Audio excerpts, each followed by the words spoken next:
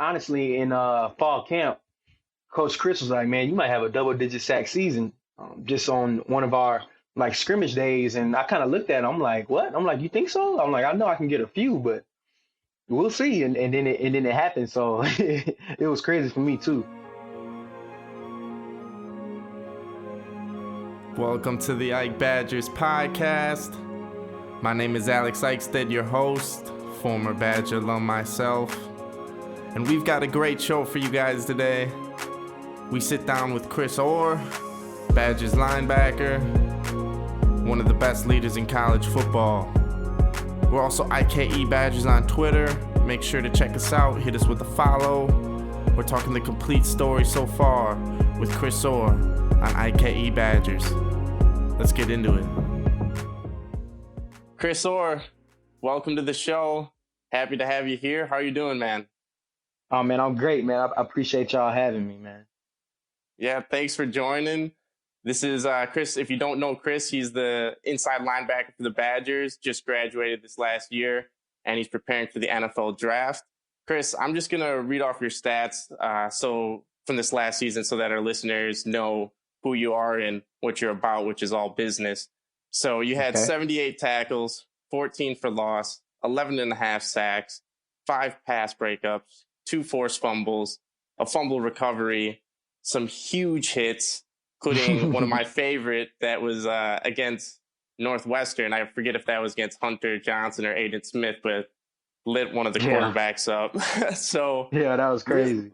Really, really great senior season from the outsider's perspective. But I want to kind of dive into how you feel your senior season went. Would you want to touch a little about how you felt you did? Oh yeah, for sure. I felt I performed pretty well. I wanted it to be a little cleaner. I probably had the opportunity for 2 or 3 more sacks, and 2 of those pass breakups should have been pick sixes. And man, it's crazy. You know, you're always looking for room to improve. So, you know, I was definitely happy with the season that I had, but I know that it could have been so much better. Yeah, you are a guy of opportunity. I remember back in 2017 against Nebraska, there was a tip ball. Mm-hmm. It kind of just seemed like you were almost like a cat with instincts, just a quick, almost lunge for it, grab it, take that to the house. So I can understand how you're looking for always trying to improve. But I felt it was a really solid showing, especially as an inside linebacker, because it's really unique in my opinion, for an inside linebacker to have put up the production that you did. Was this something that you kind of always knew you were capable of in terms of the sack numbers, or did you even surprise yourself, I guess, with how quick you were and I guess frequently you were able to get to the quarterback? Yeah, I knew I was capable of it probably towards the end of 2017 and going into 2018 throughout that entire season, and then this offseason, preseason of 2019, you know, fall camp, spring ball, my pass rushing skills kind of just kept developing. And then, you know, it got to the point where I was expected to win whenever we was going one-on-ones against our running backs or one-on-ones even against our offensive line. It was almost expected for me to win. So I knew that the opportunity would be there because Coach Leonard came up to me before the season and told me that he would want to use me more in pass rushing situations because of how well I developed in that area. And then, honestly, in fall camp, Coach Chryst was like, "Man, you might have a double-digit sack season just on one of our like scrimmage days." And I kind of looked at him. I'm like, "What?" I'm like, "You think so?" I'm like, "I know I can get a few, but we'll see." And then it happened. So it was crazy for me too. Speaking it into existence, almost, Coach Chryst was right there. That's exactly. That's what I guess me and my brother always like to say. You know, if you kind of throw those goals out there and make them quantifiable, kind of like, you know, double digits, then they don't seem that bad, or I guess they seem more attainable. I want to talk about a little aspect of your game that I think has also developed, kind of as you said, your pass rushing has developed, but from inside the locker room, speaking with some of the guys, they've really, even one player has even quoted you as the best leader he's ever been around. Can you tell about how you've developed as a leader throughout your collegiate career, and where did that all begin? Oh man, that probably started when I was young. I was always somebody that people I guess like magnetized to, just because I'm pretty much a social butterfly. I feel like I could be friends with any and everybody, if it's a toddler or the elderly. I made good friends with some women at a dementia home. And it was crazy. That was my freshman year, so I think more so I developed into I guess a pretty good leader. It's from being a great follower first. And that started, my freshman year at Wisconsin. It started my freshman year at DeSoto and so on and so forth. In that locker room, you had the opportunity to experience some great leadership, and everybody has different styles. And, you kind of take what they did really well and fit it into your own personality. For me, I was always a passionate guy. I was always passionate about the team, passionate about winning, passionate about football. So that was never an issue.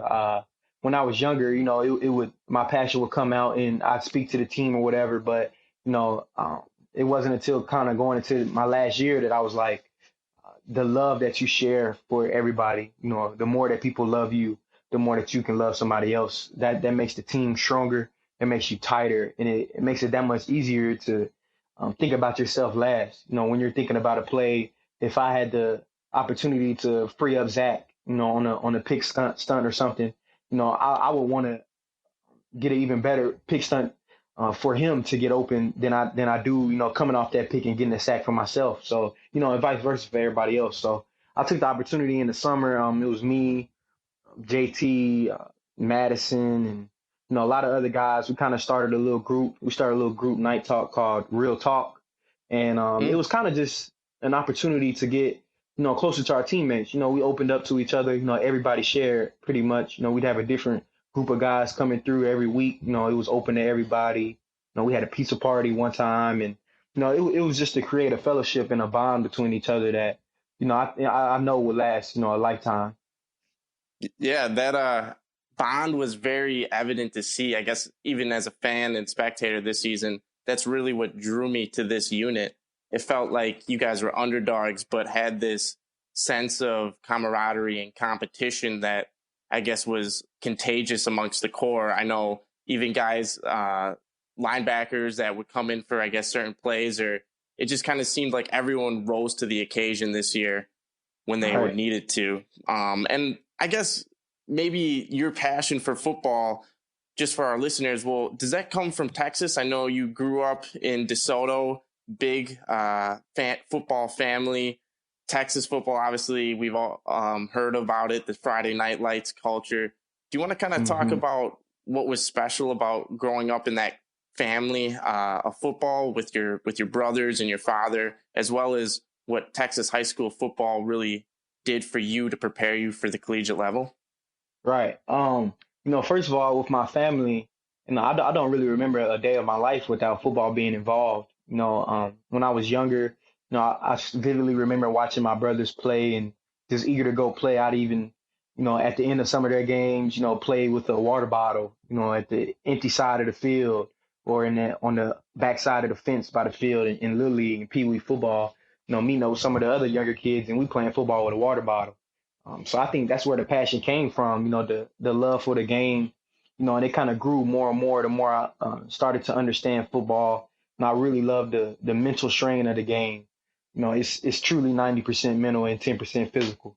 The difference is, if you're smart enough to go make this play and see these opportunities unfold, then you have to be, quick enough and understand your timing, what stuff that you can do with your body, what fits you the best. And kind of the culmination of the mental and physical strain of football made me fall in love with it more and more.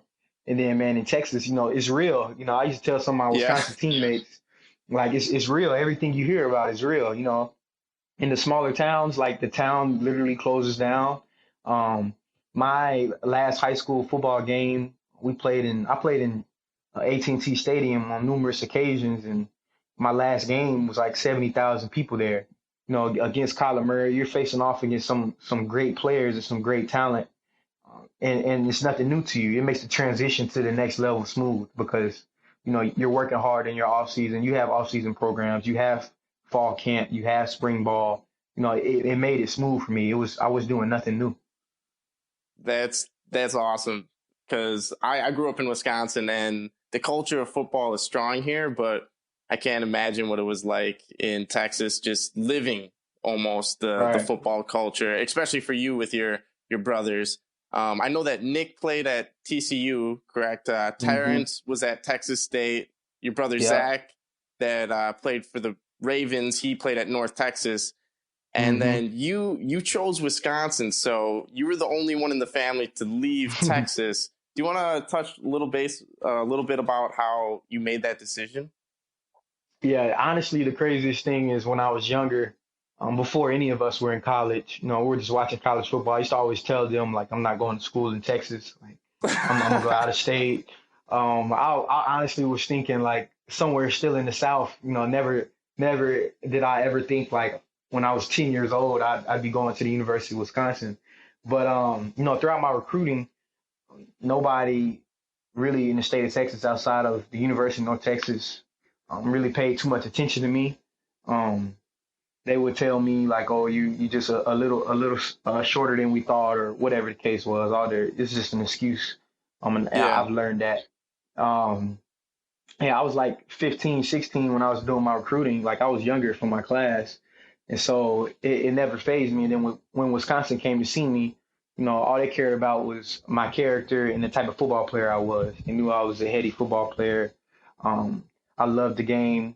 They wanted to get to know me as a person and see me face to face. And, they were real genuine. They never cared about, oh, he doesn't check all the boxes. They didn't care about that. They knew I was a talented football player, and, they liked my character. And then when I came for a visit, the biggest thing for me was that culture, the Wisconsin culture of doing it the Wisconsin way. You do everything the right way. You work hard. You work for everything that you get. You earn everything. You can see that alive and well, and that's something that would never leave, no matter who the coach was. So, that made the decision easy for me to commit.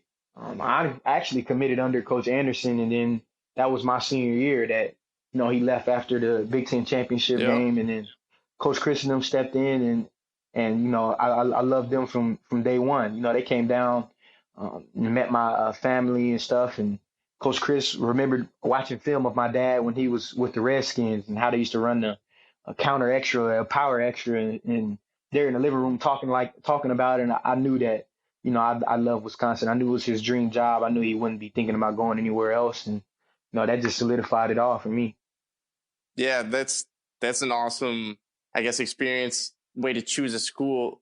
The linebackers that Wisconsin puts out, there's a lot of them in the NFL. You got Joe Schobert, you got TJ Watt, and you got guys that are consistently, I guess, getting drafted last year, the years before. This year, you and Zach.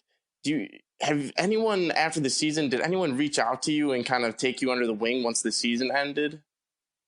Yeah, I'm good friends with all those guys. So, all of them will every now and then chip in and text me and kind of get my mind ready, let me know what I could expect. Joe, I remember put me and Zach in a group message and told us, anything that we need, to don't hesitate to call him or text him, and he'll help us. I've always been close with TJ, so me and him talk frequently, and we just talk about the process, what's going on, and his experience and what's going on for me right now. Talk to Ryan, Leon, Vince. Yeah. Vince a little busy with his with his kid, but all those guys, man. TJ Watt, the list goes on and on. It's truly a family here, and everybody's gonna look after you.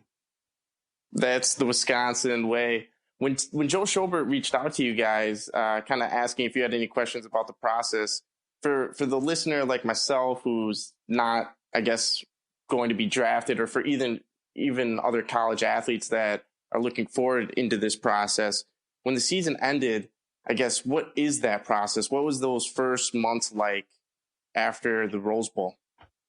It's crazy. The next day you go to your training facility or wherever you're going to train at, and you pretty much start to get to work. They kind of do an assessment on your body and get your diet right. You do some tests and try to see what would get you in the best shape possible, for your pro day, for the combine, and then ultimately for the upcoming rookie season.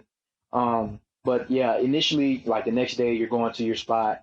They do an assessment on you. Typically, you're not going to start off right away and go straight into the meat of training. They work you in, and then you get on a consistent program. And if you have an all-star game, you go to that game. Whenever the date's coming up, it's just extra stuff to maneuver around with that.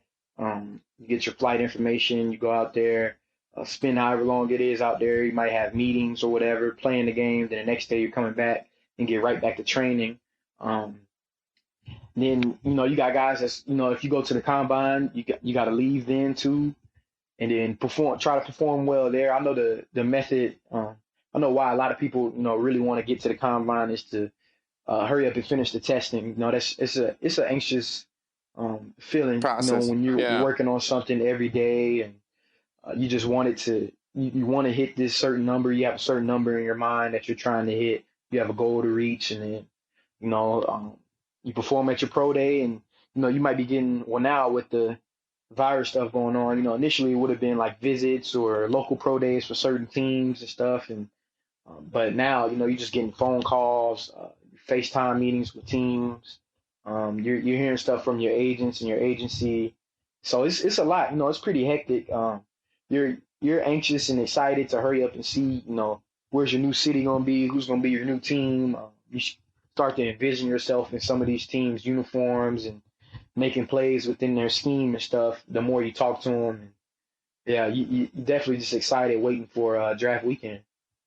Yeah, you talk about that anxious feeling you had before testing. This year, we won't have to get too deep into it, but the combine chose not to invite you, and I couldn't believe that. I talked with Zach, and we were both blown away. Right.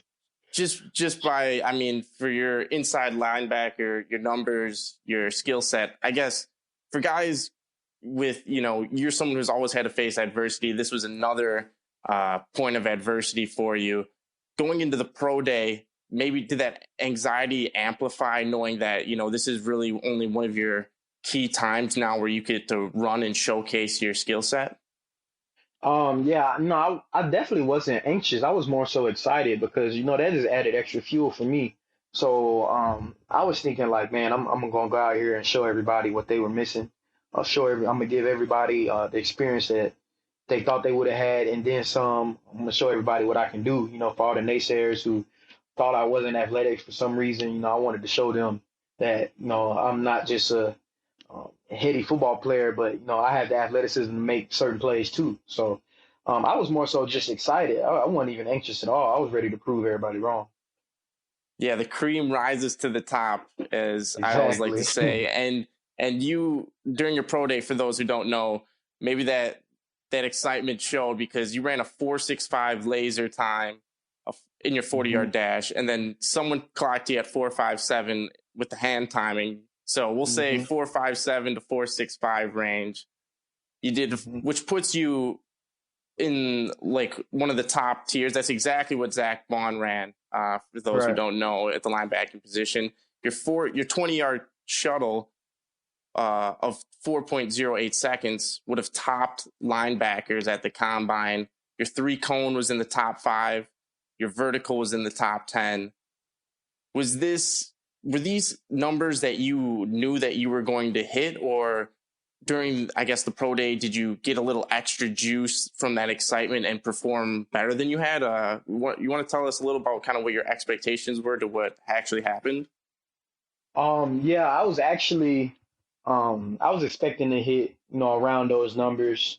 I was definitely a little more excited, but, I think that might have went away as soon as you take the line for the 40, because then you get focused. You want to engage your core and all that and get ready to run and display your speed the best that you can. But yeah, I was actually within the range of all those numbers. I knew that I'd hit something close to all of them. So I was definitely happy with that day. Yeah, you put out a really impressive showing. And I think it just, again, I'm confused as to why Badgers don't get the love they do when it comes to the NFL draft. I don't know if you saw the all-decade team that was put out by the NFL this last week. Did you happen to see that at all? Yeah, I saw it. 2 Badgers. So there was J.J. Watt and Joe Thomas. And then those were unanimous selections. And there was only 6 other unanimous selections. And the Badgers had 2 of those, as well as guys like Russell Wilson, Joe Schobert, TJ Watt. I mean, Melvin Gordon, James White, the list goes on and on. And yet, for some reason, every year it seems like you guys are undervalued. Do you feel as if there's any one reason you can pinpoint it on? I know JT, even, for example, isn't getting the love that I would expect him to get after his combine stats. Right. Is there something, does that motivate you guys all internally? Do you guys talk about this in the locker room, that you're just going to go out and prove it at the next level? Or is it still a mystery to even you? Yeah, it's definitely still a mystery to me for the most part. But yeah, we definitely talk about it. We all internalize it and go out there to prove it. Pretty much everybody that comes to Wisconsin has an underdog story. And if you don't have it coming in, you definitely have it while you're there. Even as a team, we don't get the same respect that we do when it comes to our final season rankings and stuff. But yeah, I mean, I guess the only reason I can say is that they know that we're hard workers. That's the thought behind the product that you get from Wisconsin Badgers, that you're gonna get a hard worker that handles his business and also is a intelligent football player. So I think that it's not too bad of a knock to have, is that people kind of think that you're so smart of a football player that you don't necessarily have the athletic ability behind it. But we definitely do. It's just an extra tool in our toolbox that we have the football IQs that we do. So yeah, I don't understand it, but hopefully someday I do. Yeah, IQ translates too. The 2 things you mentioned that almost it seems like Badgers get knocked on for hard work and IQ. Those are 2 traits that translate directly to the NFL. Right. So it's almost like rebounding and hustling in the NBA. It always surprises me when these guys, I guess, rank Badgers so low despite the production at the next level from former Badgers. But we'll move on from the pro day, and we'll just go shift into your mindset heading into the draft now. The NFL announced that it's a virtual draft. What have you heard, I guess, from the players aspect? Do you know how this is going to go down? Do you plan on just watching it on television, or has your agent given you any feedback? Can you, I guess, maybe shed a little more insight on this whole process for us? Right. So what I've heard is that, I mean, it's basically going to be the same thing. It's definitely going to be a little different for the teams. They might all be on a Zoom call in order to have their war room meetings or whatever, but you still get the phone call. The only difference, I guess, the real difference would be nobody being physically there, to shake Roger Goodell's hand and hold up the jersey and stuff like that. But other than that, it's not going to be too much different. I heard that they're partnering with EA Sports or something. I don't know if I'm completely correct about this, but I know they're partnering with them, and they're trying to kind of make a mock of what it would look like for you to go up there and get the jersey and shake Commissioner Goodell's hand and stuff like that, and kind of capture that moment, but virtualize it. And then I know that I want to say they're asking the people that, will be going out to Vegas, or either sending them a video kit or something, or want them to get somebody to videotape their reaction, and, that sees that moment so they can try to air it or something like that. Yeah, of course, it's unfortunately your guys' class that has to go through this, but I guess we'll all be watching. We'll all be rooting for you guys and celebrating. I just want to go back to a little bit about your kind of underdog story that both you and Zach share. You were at DeSoto, you were a 2-year starter. You put up massive numbers, but still kind of regarded as, like you said, a 3-star recruit. Maybe it was your height. Maybe it was something that they just didn't want to give you credit for. And then you come to Wisconsin. You have to work your way up in Wisconsin, and then you put up huge numbers your senior season. You're headed looking like you should, be one of the higher linebackers chosen in the draft. You get snubbed from the combine. When NFL teams are drafting you, Chris, what are they getting? What are they getting out of Chris Orr? They're getting a relentless worker. They're getting somebody with a tenacious attitude when it comes to football and and their work ethic. They're getting a great teammate, a high character guy, and as well they're getting somebody that's I don't know. I don't think there's many more people, you know, that are as highly motivated as I am. You know, I not only do I have that, you know, that combine fuel and all the, I guess, pre-draft talk fuel and all that, but you know, it's just, you know, I've been having an inner drive to, first of all, be the best or, you know, and that's hard. You know, Yeah. my father has family. 2 Super Bowl rings, exactly. Yeah, 2 Super Bowl rings, and you know that's hard to overcome. But you know, that's a goal that I have in mind, was to beat everybody and everything. And, you know, I've always been like that. I've been like that since I was 4 or 5 years old. You know, I've always wanted to best my brothers. You know, it's a competition within my family. So the competition with everybody else, you know, is almost easier. You know, they don't see those pressures that you see every day, you know, or the pressure that you've been having, you know, since you were young, to prove everybody wrong that are saying like, oh, you won't be as good as your brothers, or you won't reach the level of your dad, and you know, kind of just shattering all those goals and keep climbing. You know, that's just how I'm wired. You know, that's how I was developed as a young boy and now to a young man. I feel like when NFL teams, if they get you on a FaceTime and they hear about that, I mean, that would just have me ready to pick you, man. Because like nothing really motivates you like some brothers. I have an older brother, and you know, they get under your skin like no one else. You know, it's constantly a respect thing too. You gotta carry your own weight amongst them, and so I totally feel you on that. Have your brothers, I guess, shared a lot of knowledge about this process? Because, you know, like you touched, your dad was in the NFL, your brothers have gone through this.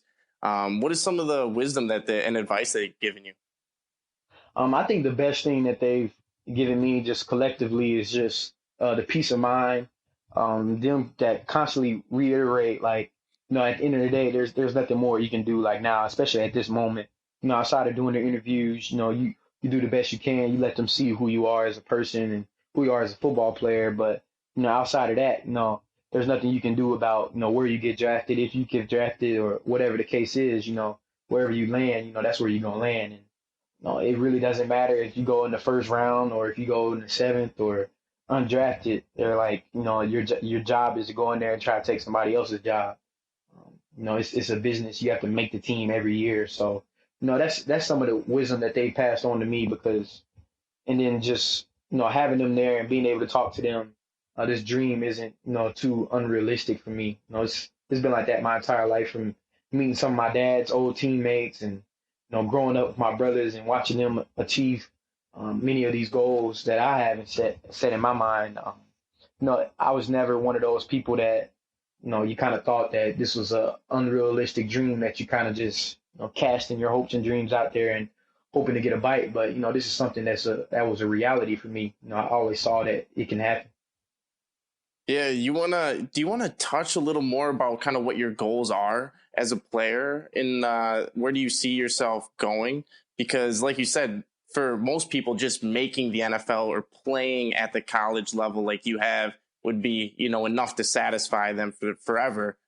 But for you, you've kind of lived amongst these pros. You've seen your father have win the Super Bowl. In your own, I guess, what are some of the goals, I guess, short term that you want to have, and some longer term ones that you want to see yourself fulfill? Short term for me is just to get on the team. Yeah. Short term for me is to be playing on that opening day of the NFL season. But, you know, just over the longevity of my career, you know, I want to be on the Mount Rushmore of football players. That's where I want to be. I want to be on Mount Rushmore of linebackers, Mount Rushmore of defensive players, period. And, you know, you're not going to get there overnight. You know, it's something that comes with hard work, something that's going to come with a lot of adversity. Um, you know, it's a dream that you can always chase. You can chase even when you're 34 years old, if you're fortunate enough to still be in the league. Like, that's a dream that you can consistently chase. You know, it's something that, you know, you'll never really know if you're close to. You will never really know if you're touching, because of all the great players that came before that'll motivate you. You know, if you never know if you're close, you always feel like you're far. So it makes you work that much harder. I want to get the most Super Bowls out of my family. So 3 Super Bowls is definitely a goal. It's going to be hard. It's going to be challenging, but that's going to be something that I always strive for. Yeah, I'm rooting for you. 3 Super Bowls, that would be amazing. You mentioned it's the adversity you're going to have to face that going further in your career. You've already kind of had some adversity. You had that injury back when 2017 was that the first game of 2016 or 2017? 16, 2016. 16. Yeah, and then you were able to come back and put up the numbers that you have. How do you think that experience, I guess, will keep you motivated going forward and, I guess, be something that you can use to motivate yourself? Yeah, I mean, shoot, just one, just the fact of how much that year kind of helped me grow as a person and as a football player. I was able to boost my IQ, significantly that year because of Coach Wilcox basically making me a GA for that whole season. So I was able to learn so much more about football than I already did. That helped me out a lot as a player. But kind of going through that rehab and you're kind of going through torture every day, watching practice and watching workouts. You can only participate in a certain amount of workouts for a while. You're watching the games. Even though you're helping and you're involved, it's still a little bit of torture. And that's a feeling that you never want to have. It makes you appreciate, those long dog days of practice. It makes you appreciate those hard workouts because, it's so much worse, when you're on the outside looking in. You're pulling yourself apart. So why not work harder in those games? Why not work harder in those practices? Why not work harder in those workouts? It's easy to kind of have a endless motor in the games. That's easy. That's what you work for. But your job, what you really want to call work is the workouts and the practices. That's where your work ethic really shines and who you are as a person really shines. One thing I want to touch on is I remember during that season, I heard rumors that you were taking a next level approach to the film room. You were out there wearing headsets on the sidelines, holding the clipboard, working the board for the guys. You seem like this, you're always locked in, Chris. And that's, I think, one of the best traits about you is that you have this you have that side of the game, which I guess, instills confidence in the coaching staff. It instills confidence in the players around you. Having spoken to some of the Badgers, they really, they felt like they were going to war, with you, and that's something that I guess when you have that mentality where you're always locked in will really help you going forward. Is that something that has just always been driven by your passion for football, or is it come from more your family, a combination of the both? Mm-hmm. Yeah, I'd definitely say it was a combination of the both. Um, if you truly love football and if you can't play anymore, you'll find a way to stay attached to the game. And that just made me grow more in that aspect. My film study picked up. I was able to organize the way that I watch film, truly understand what I'm seeing and what I'm trying to envision, breaking down our playbook even more. And then in the games, you see how the fits should line up. You see the opportunities to go make a big play and shoot a gap or whatever the case was. And that definitely fueled me more and more when I couldn't be out there physically doing it myself. I vividly remember us telling in that same year was playing the University of Nebraska. We was telling Ryan Connolly to just go hit that gap. You'll get a TFL. Go shoot it. As soon as you see this opening, go shoot it. You'll get a TFL. And he did in a crucial moment. So that drive has always been there. I've always seen my brothers be that way as well. So it kind of amplified all of that for me. That's huge. Finding success in other guys, kind of like you touched on that Connolly story. This offseason, or I guess since the Rose Bowl has definitely been different with the coronavirus. You're at home in Texas. How have you been, I guess, what is your daily routine like? You want to talk about kind of how much you're spending on the mental side, what you're doing physically? Do you want to, I guess, shed some light on your average day-to-day activities? Oh, yeah, for sure. So every morning I get up, eat breakfast and go work out. I meet up with some of the guys I was training with, and my trainer will send us a workout, or he'll come out there and we'll do a workout. It's all at a park. So we can still do that, which is good. Do some type of position work at the end every day with those guys. Majority of it is off-season NFL players, so we're doing position work with them, and it helps you refine your technique, refine your movements. They can pick up on stuff that you thought you were doing really well and make it that much better. So that helps, every morning. Then I come back, shower, eat.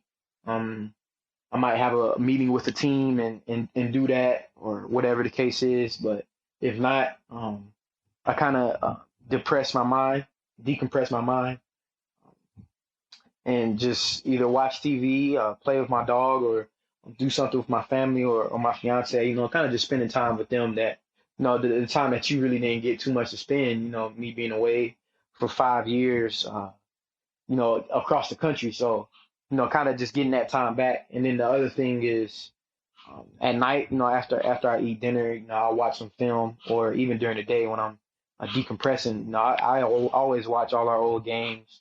I'll watch it with the TV copy and kind of play a little game and figure out what defense we're running or whatever, and try to think if I can remember the defensive game plan for that week or whatever the case is.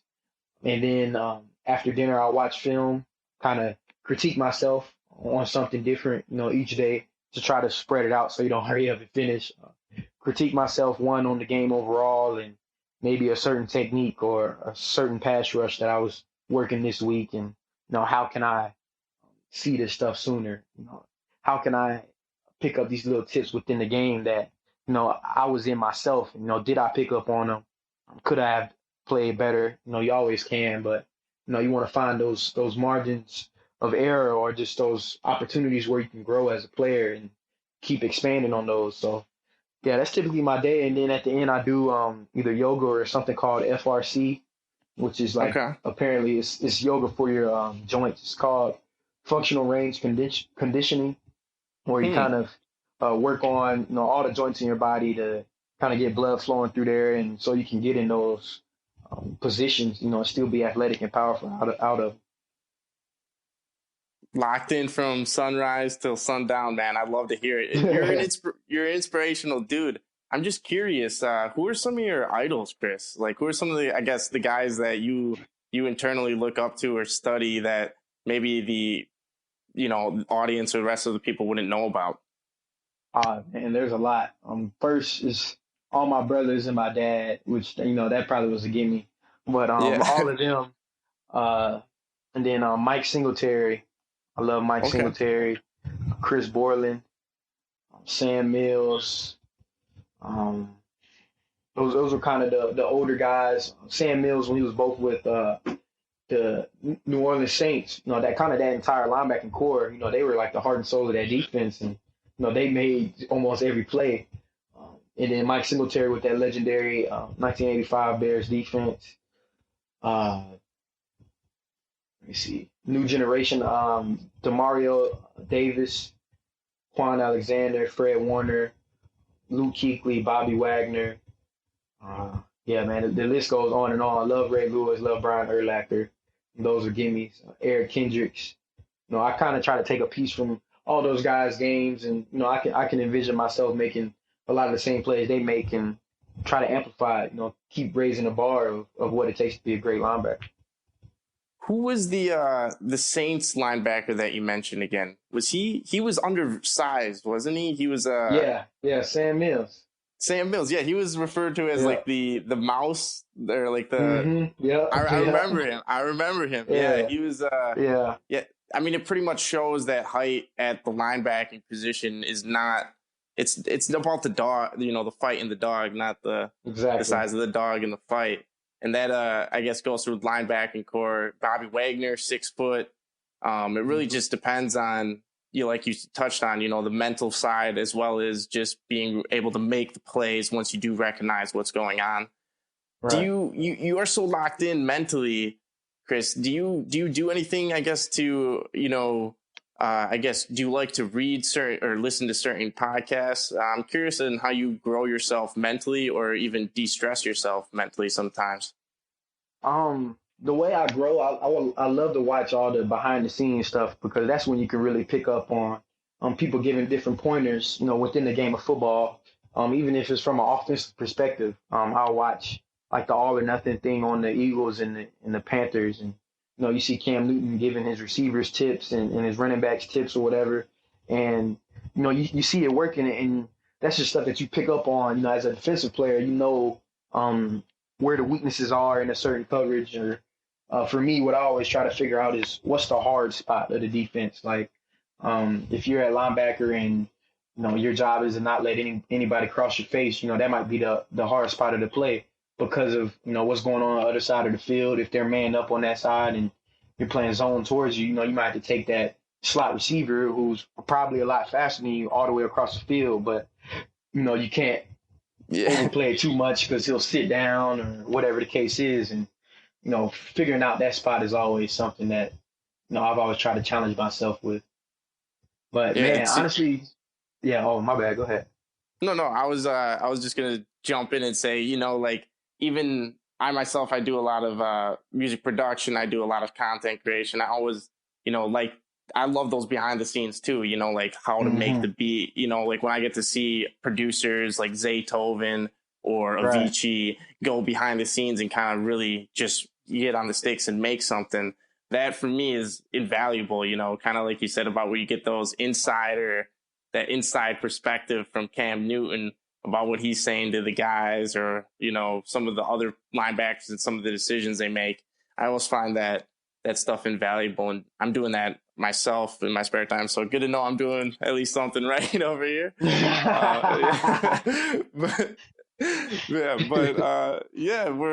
excited. We're excited for you at IKE, headed into the draft. Do you have, I guess, any last things you're planning on doing before the draft? Are you just kind of now at this point, like taking calls with teams, fielding questions, doing interviews, keeping your body ready, and then just going to see what happens? Or do you have anything left that you would like to obviously do before?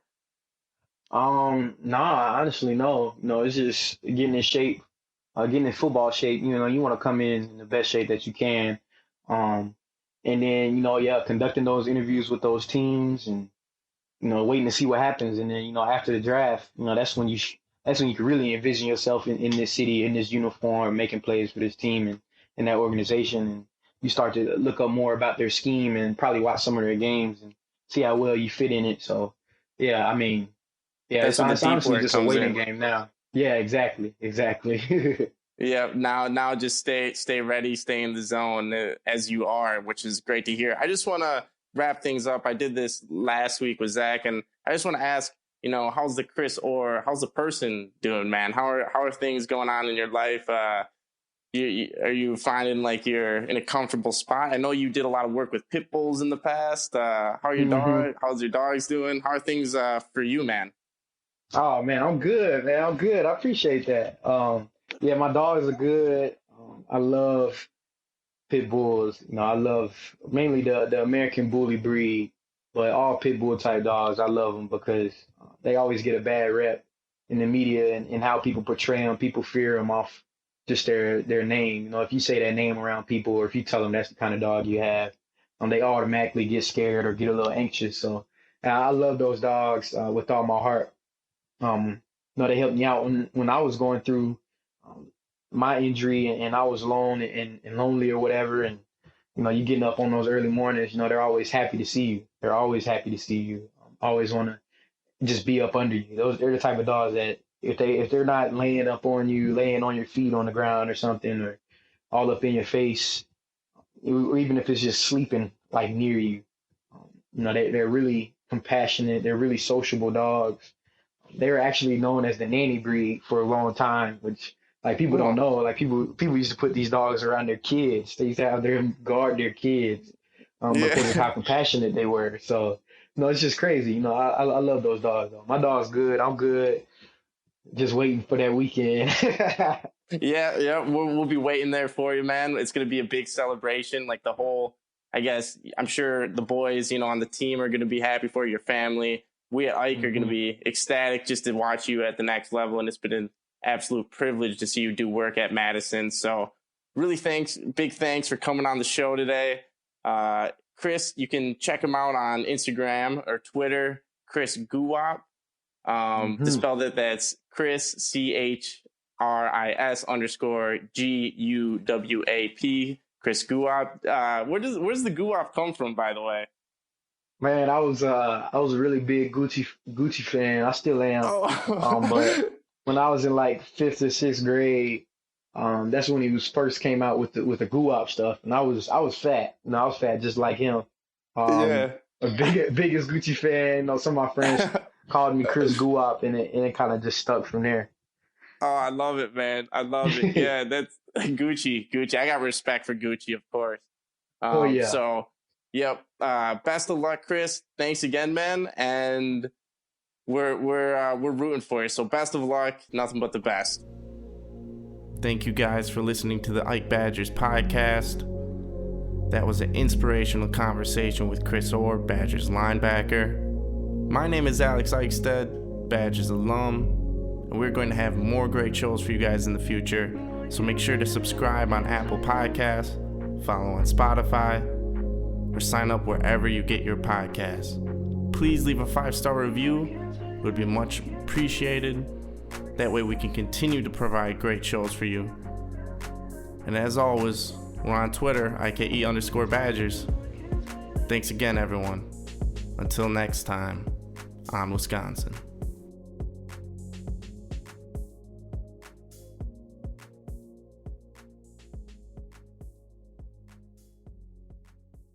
Welcome.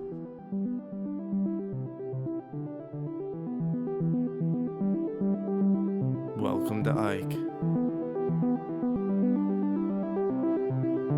We have touched down at your destination. Here you'll find inspiration, ideas, creativity, conversation, energy, culture, stories, and more, while you listen to an audio experience unlike anything else. It's beautiful sound that appeals to the senses. It's Information you can use. Interesting guests. Ladies and gentlemen, welcome to IKE. this is the IKE Podcast.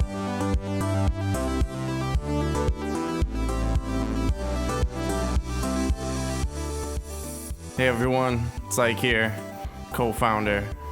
We have a great show for you today. Kicking off the first episode of the podcast, KJ, myself, Max, and Chris sit down and we talk big ideas. And we're happy you're here. Welcome. Welcome to IKE. My name is KJ Eichstead. I'll be your host, and we're going to get right into it.